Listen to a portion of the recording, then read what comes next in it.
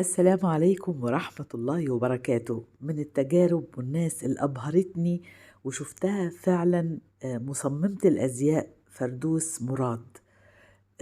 شابة جميلة قدرت إنها تحقق معادلة صعبة، إنها تعمل تصميمات حشمة، وفي نفس الوقت من القماش المصري الأصيل.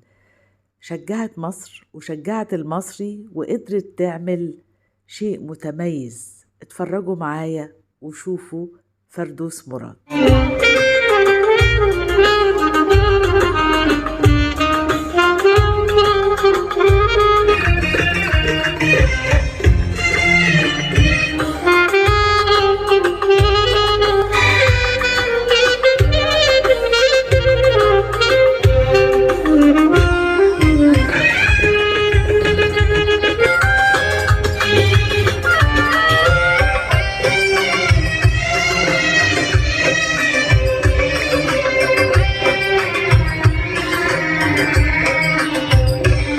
بصراحة برافو، هي من الناس الرائعة اللي بتحاول ترجع لنا هويتنا المصرية.